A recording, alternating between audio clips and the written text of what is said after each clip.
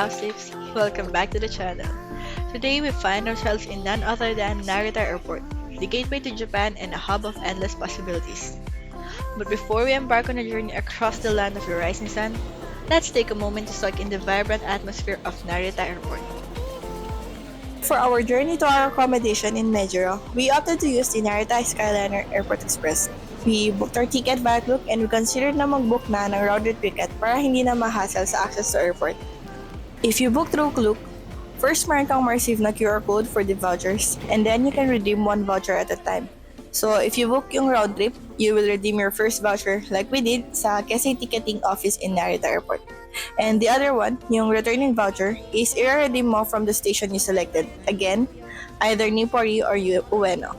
Guys, please redeem na lang the day you will use it. And also these tickets from Klook includes reserved seats tickets, so it's really convenient and we recommend it.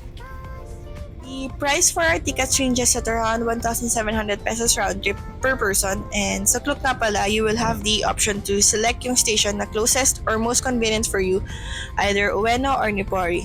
We opted to select the Nippori station since the Yamanote line for Nippori is closer sa book accommodation namin. For our accommodation, nag-book kami sa Richmond Hotel Mejiro. Napili namin yung hotel na to since it's a 5-minute or less walk from Mejiro Station. And si Mejiro Station nga pala is one of the stations ng JR Yamanote line. So, very convenient lalo na kung you will be doing a Don Quixote haul, which we are sure we all will.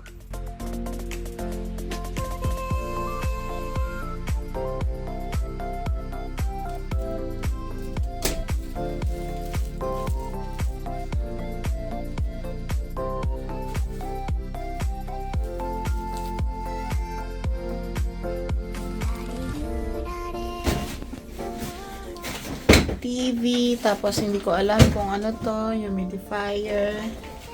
Tapos ito ay yung mga kapihan. Siniling. Ano tayo kakain? Ito yung ref. Ulit lang yung ref.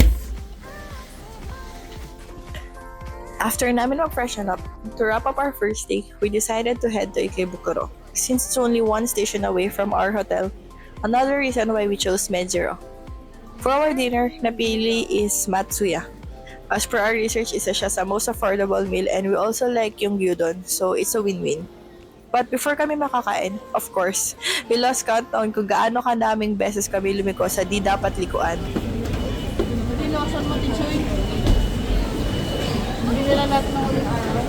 Ay, oo, yung dinaanan natin na ano. Diyan natin nabili yung masarap na lotus biscoff na ano. Oo.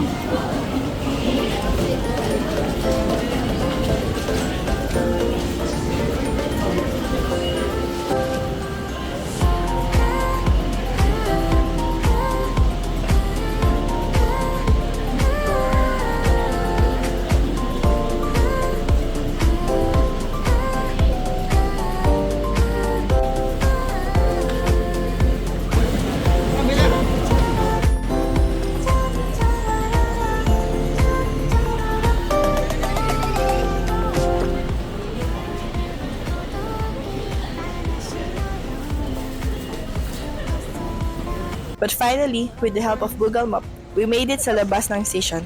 And guys, na-feel talaga namin yung lamig ng winter sa Tokyo.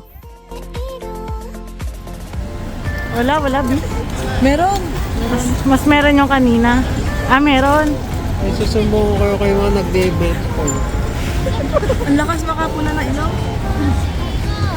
Ay, ako rin. Ito yung ayaw mo makita sa sa tapat.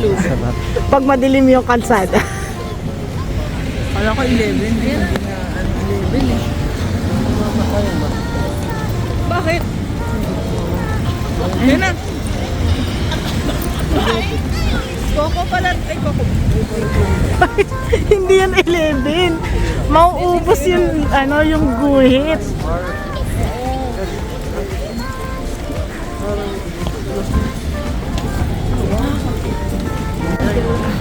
Get rich. Hindi ko dala yung ano mo. Dala namin na. Binawar ko din sila, di ba? Pwede ka mga lagta na ka. Ay, may pila. Hindi ba dito lang pag-order lang? Ito yung Tokyo Plaza. Para malulus ko.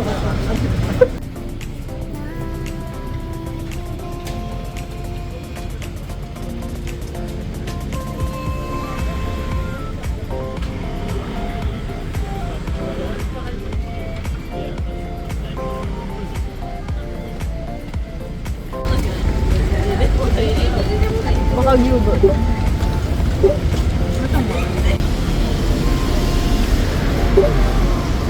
Ikaw na yung magpagluto. Tapos pag ano ka na lang sa waiter, kanya-kanya na. Matsuya ka na. Oo. Okay, ganun. Okay, hindi magkasama na pala egg yun. Matsuya ka na. So, cash ko na?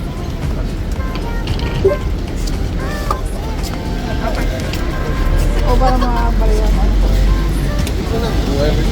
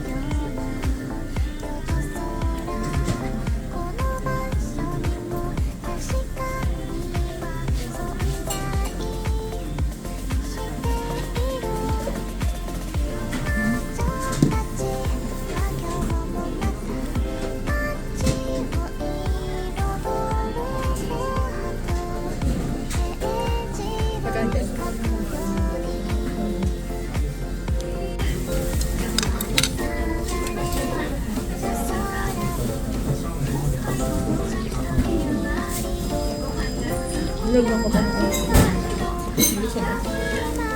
Oo, gusto ko nang bumili na yan. Nilagay ko. Oo, kasi lang yan.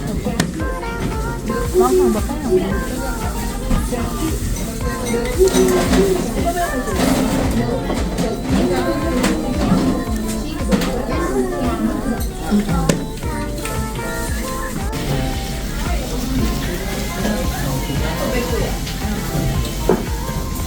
Harap.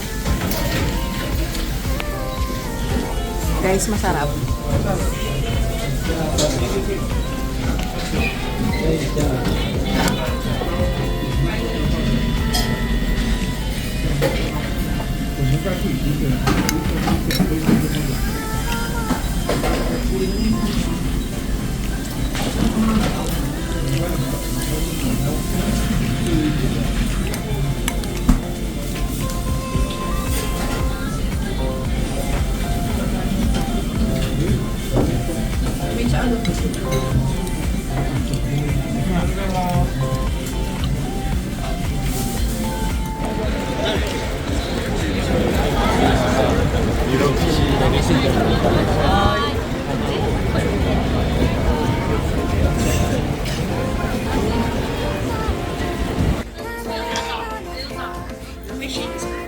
Ay? Oo nga, no? Kasi nagpunta tayo dito, ano, medyo kahapon pa lang.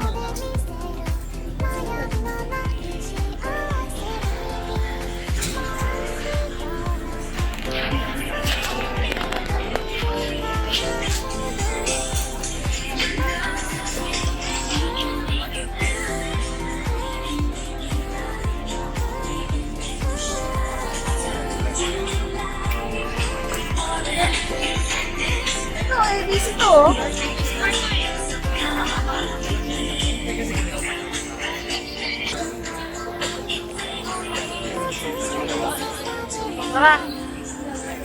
Pero yun na yung Sunshine City, diba? Parang ang bilis naman. Malapit yung sa ilalim.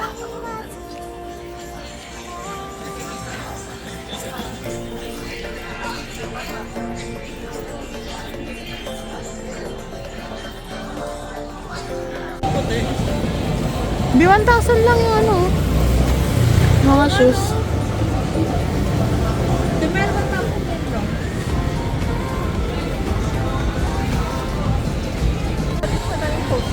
Oo. Parang ano nga to eh.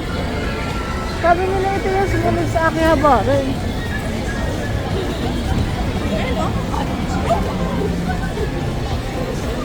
Ito, lagyan na siya, ha? Hindi.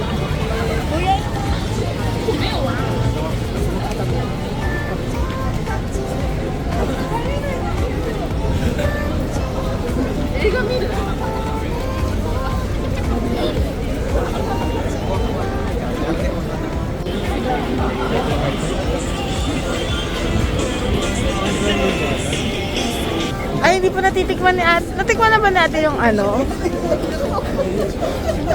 Ano? Sorry po.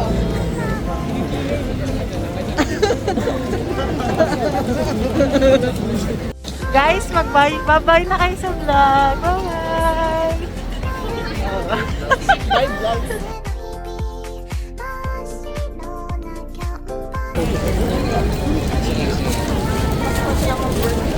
Oo.